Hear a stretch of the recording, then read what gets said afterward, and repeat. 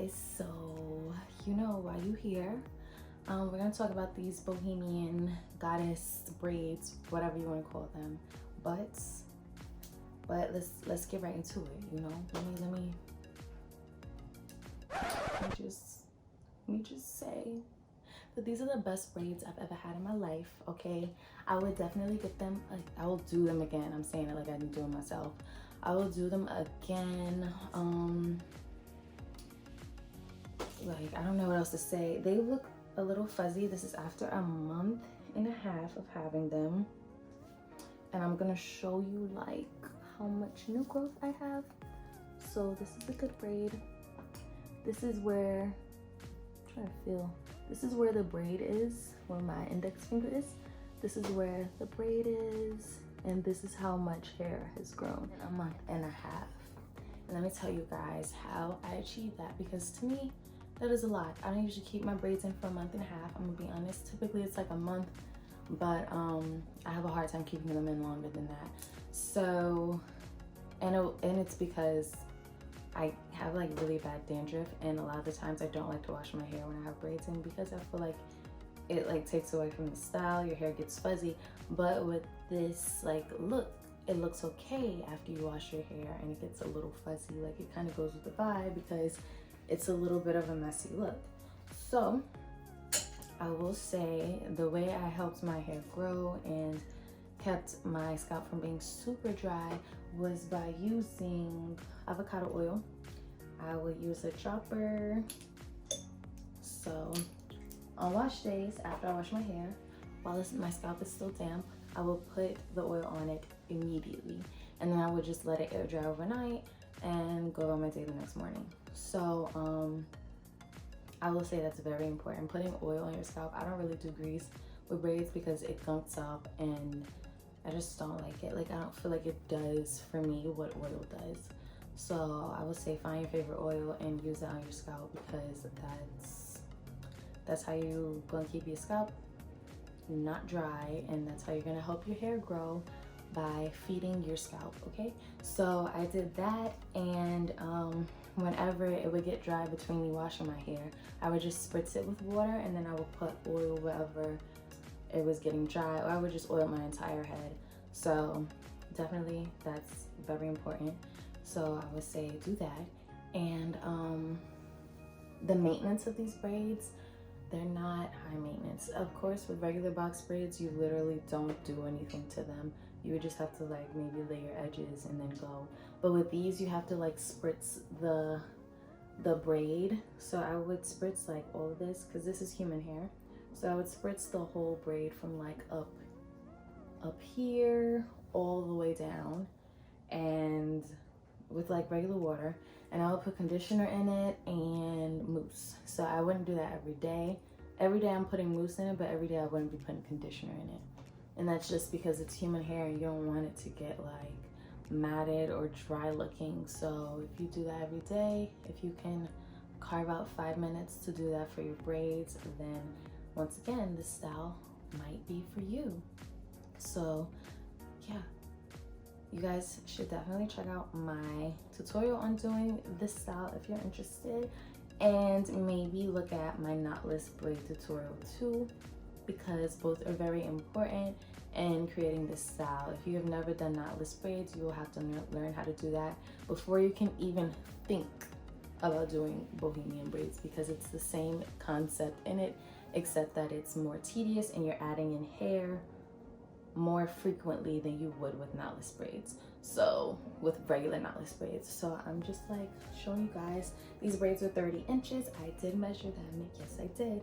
And it's 74 braids in my head total.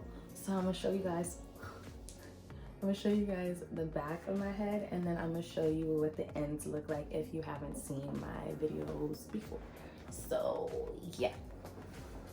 Okay, so while editing this, I noticed that some of my like curly pieces of hair were out of place in like the back of my head, and that's because I ran out of mousse. So right before I recorded this, I did run out of mousse. So basically you can see how it looks without mousse, and I feel like it's very like necessary to have mousse so that it looks neat and not as fuzzy.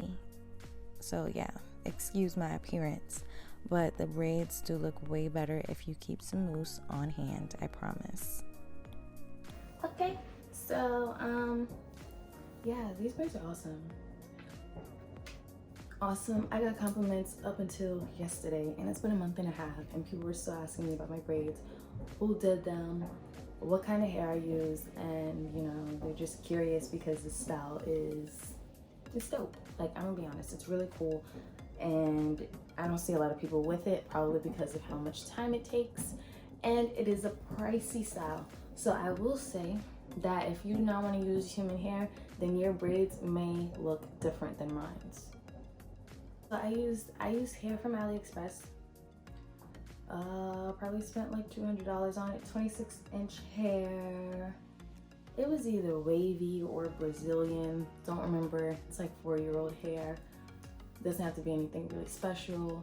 But if you want to use the synthetic brand, it probably will tangle on you more, definitely. Yeah, I can't really think of a con besides that, but for sure it would tangle on you a lot more than human hair would, and it won't look like human hair. It'll look like synthetic hair. It might have a little extra shine to it, and if you're okay with that, then cool. I am thinking about doing this style with synthetic hair just to see the difference, to see if I could deal with the synthetic hair, if it would bother me or whatever. So I'm definitely gonna try that out at some point. And yeah, okay, I can't say definitely, I might, because I really like how this style is, and I know that synthetic hair cannot provide for me what the human hair did for this hairstyle, so maybe. But that's that. If you guys have any questions about anything regarding this hairstyle, ask me ASAP, because after a certain amount of time, those details that you want are gonna disappear from my memory and I won't be able to answer them anymore. So hopefully I covered everything in this video. I know I said I was going to do a Savage Fenty skin review, but I'm not quite ready for that because there's a few things for that video that I need to set in place, and I can't really disclose that. So yeah, and right now you're not looking at my my natural skin. I have a little bit of makeup on so that I could save the review for that video, So yeah, so I wasn't trying to get no sneak peeks or whatever. Yeah, so stay tuned. That video, I'll have that out in about a week. If everything goes as planned. I know you're probably like, why is it so complicated? It's just Savage Fenty, it's just skin review. No, it's complicated, and I'm gonna tell you why later in the video. So, you know, hang in there with me for another week. You're gonna be fine. Just give me some time, and I will let you guys know everything you need to know about Savage Fenty and everything I also learned about my skin throughout that journey with Savage Fenty. So stay tuned for that. And you know, we're about to do a little nail cam. You feel me? All right, nail cam.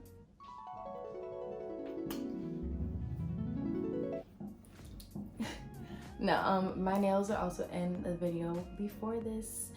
The crocodile glow in the dark. It's like a crocodile print, crocodile French tip. There we go.